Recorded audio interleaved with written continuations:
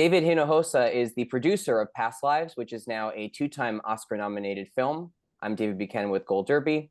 David, I wanted to start by first congratulating you on the success of Past Lives and the two Oscar nominations, including for Best Picture. Thank you. It's my first, and it's really lovely. Thanks. Yeah, so tell us first, just how did you hear the news? Were you up watching the announcement? And how did you celebrate this really extraordinary achievement? I was awake for it. I'm shooting a movie right now in New York, and so there's the buildup of the season, and things are getting announced on Twitter and whatever for other precursors.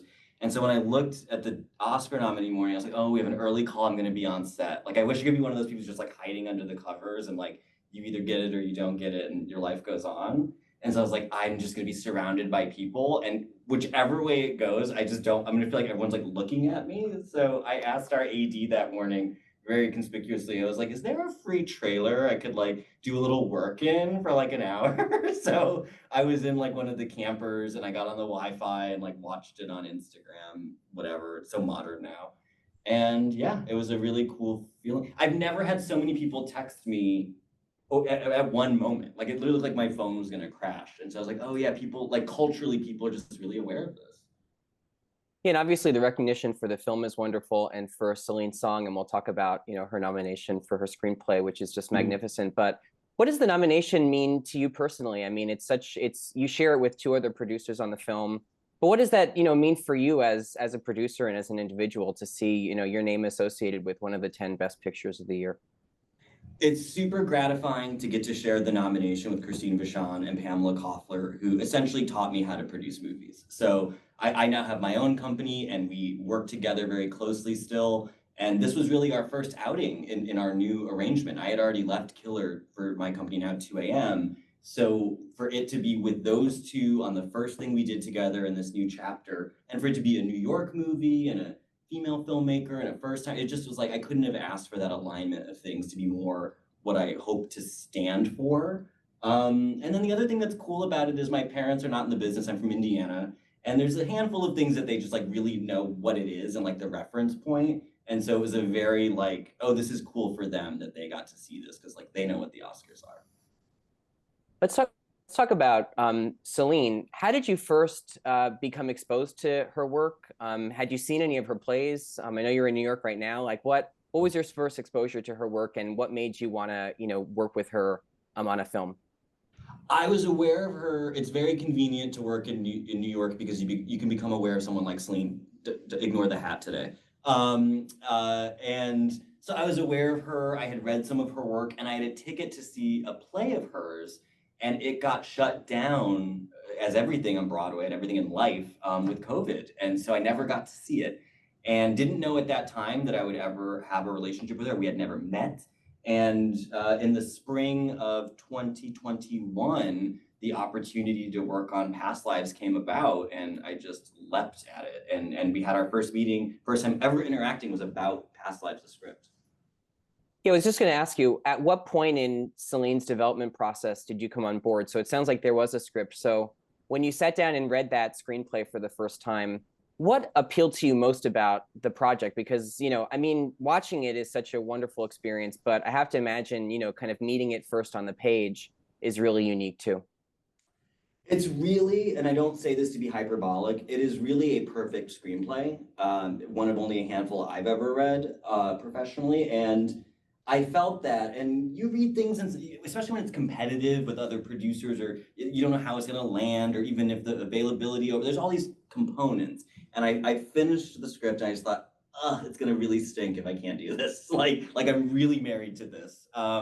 It actually meant I went into the meeting nervous because I was like, oh, I feel like I have so much at stake. Like I feel like I have something to contribute to this. I've worked with first-time filmmakers. There were a lot of things in alignment. I felt like I understood it thematically, but I knew also that with a script like that, she probably had her choice of partners. So, but we connected very kind of profoundly, like as soon as we met, and we're still that way.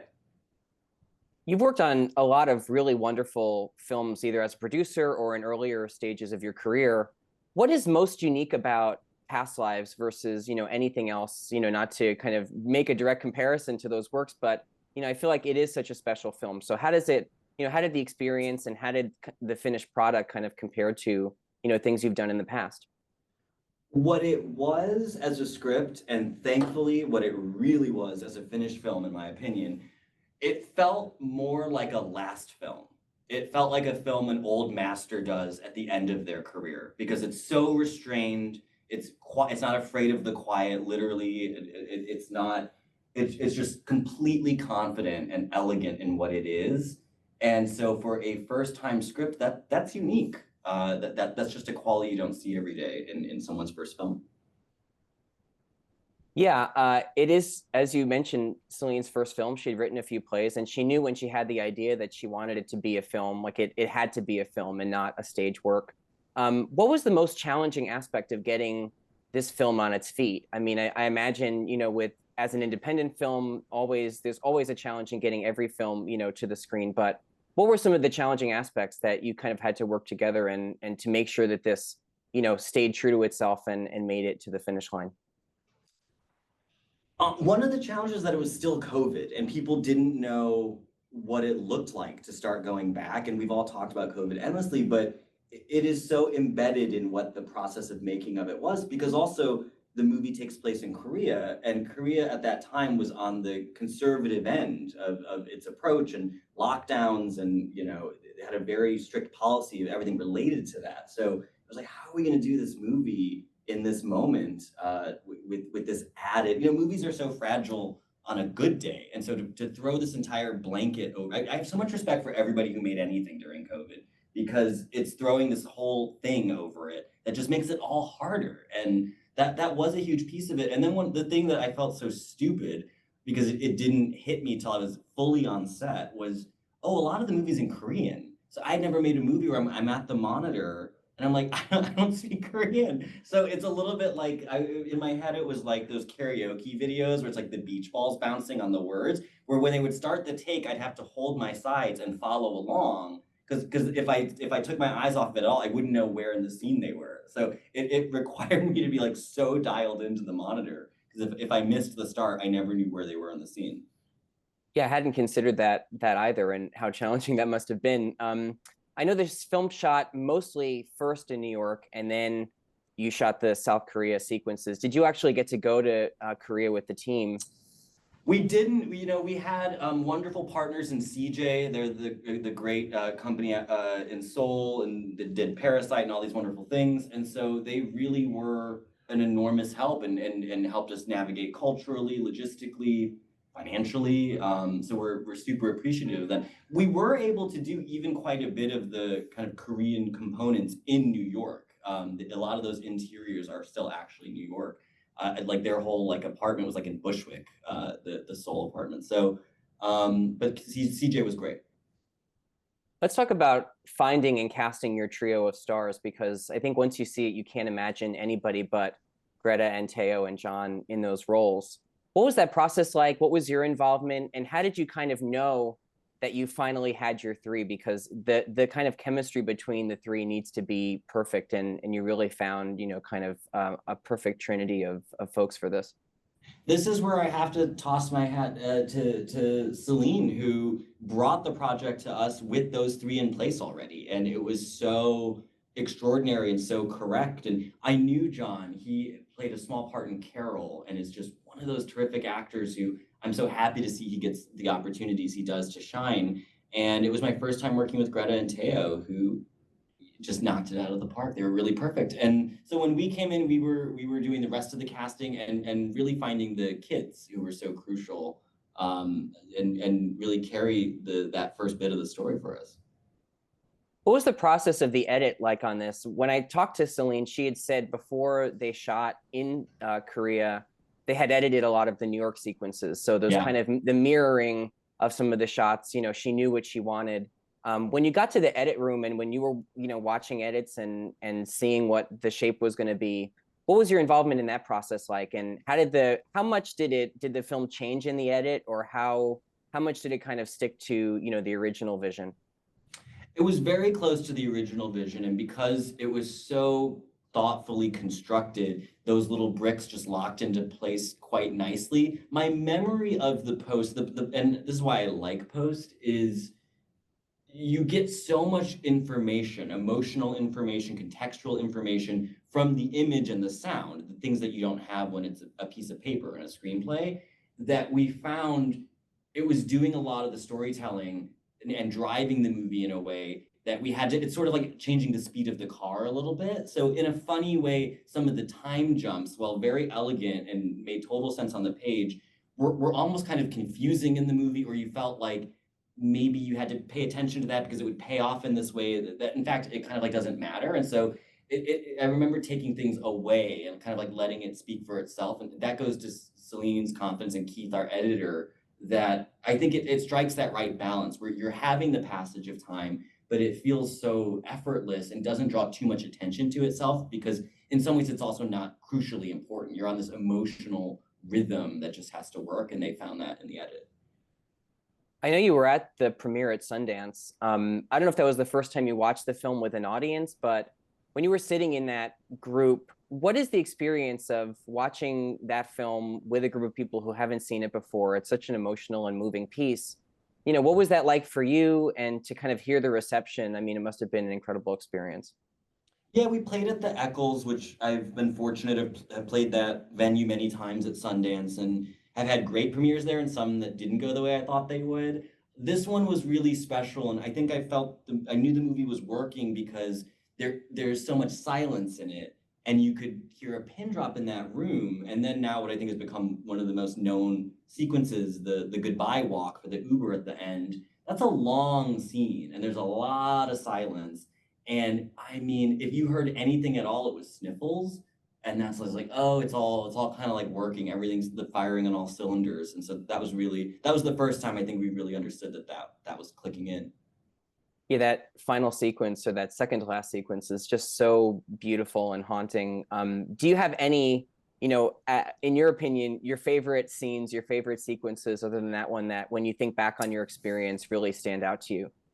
I love that ending, and it's incredible on the page and it's incredible in the movie, but I also have a lot of affection for the Zoom section. Well, it's Skype, sorry, because back then we didn't even really use Zoom yet.